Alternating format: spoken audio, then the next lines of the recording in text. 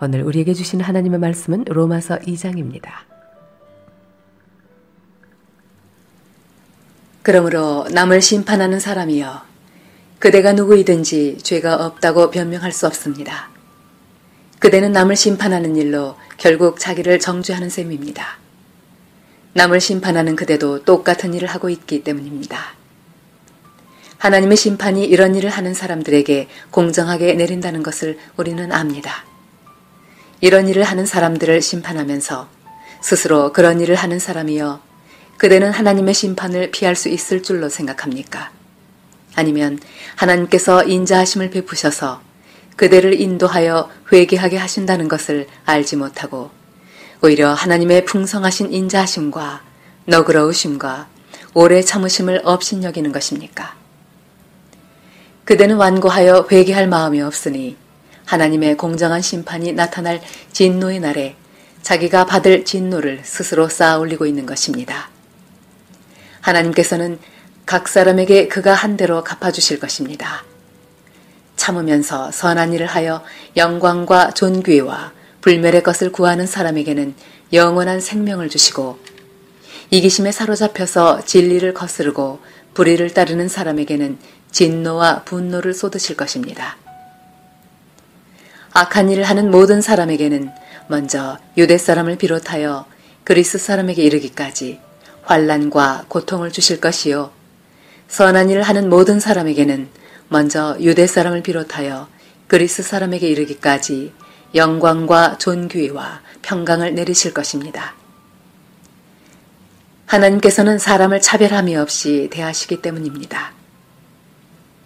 율법을 모르고 범죄한 사람은 율법과 상관없이 망할 것이요, 율법을 알고 범죄한 사람은 율법을 따라 심판을 받을 것입니다. 하나님 앞에서는 율법을 듣는 사람이 의로운 사람이 아닙니다. 오직 율법을 실천하는 사람이라야 의롭게 될 것이기 때문입니다. 율법을 가지지 않은 이방 사람이 사람의 본성을 따라 율법이 명하는 바를 행하면 그들은 율법을 가지고 있지 않아도 자기 자신이 자기에게 율법입니다. 그런 사람은 율법이 요구하는 일이 자기의 마음에 적혀 있음을 드러내 보입니다. 그들의 양심도 이 사실을 증언합니다. 그들의 생각들이 서로 고발하기도 하고 변호하기도 합니다. 이런 일은 내가 전하는 복음대로 하나님께서 그리스도를 내세우셔서 사람들이 감추고 있는 비밀들을 심판하실 그날에 드러날 것입니다. 그런데 그대가 유대 사람이라고 자처한다고 합시다.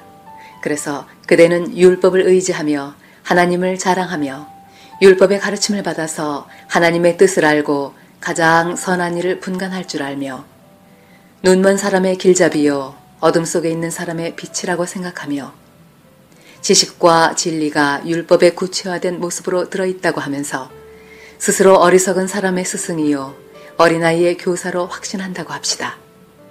그렇다면 그대는 남은 가르치면서도 왜 자기 자신은 가르치지 않습니까? 도둑질을 하지 말라고 설교하면서도 왜 도둑질을 합니까? 간음을 하지 말라고 하면서도 왜 간음을 합니까? 우상을 미워하면서도 왜 신전의 물건을 훔칩니까? 율법을 자랑하면서도 왜 율법을 어겨서 하나님을 욕되게 합니까? 성경에 기록된 바 너희 때문에 하나님의 이름이 이방 사람들 가운데서 모독을 받는다 한 것과 같습니다. 율법을 지키면 할례를 받은 것이 유익하지만 율법을 어기면 그대가 받은 할례는 할례를 받지 않은 것으로 되어버립니다. 그러므로 할례를 받지 않은 사람이 율법의 규정을 지키면 그 사람은 할례를 받지 않았더라도 할례를 받은 것으로 여겨질 것이 아니겠습니까?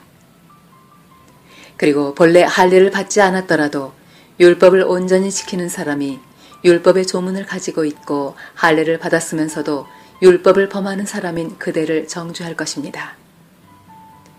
겉모양으로 유대 사람이라고 해서 유대 사람이 아니요, 겉모양으로 살갗에 할례를 받았다고 해서 할례가 아닙니다.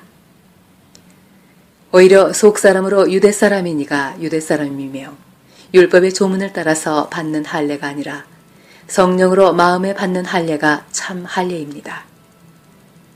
이런 사람은 사람에게서가 아니라 하나님에게서 칭찬을 받습니다.